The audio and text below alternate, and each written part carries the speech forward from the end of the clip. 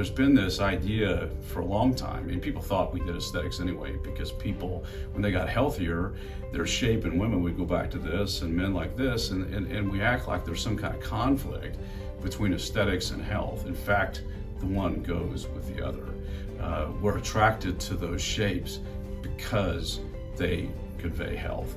And so it was kind of a natural step, but it's wonderful for the patient because we're doing all those things, and we're going to continue to add until we have virtually, probably almost all of those kinds of services as well that are out there and reputable and available for patients, but still within the context of the kind of care they're used to. We're still their advocate. We're not going to sell them things that don't make sense for them.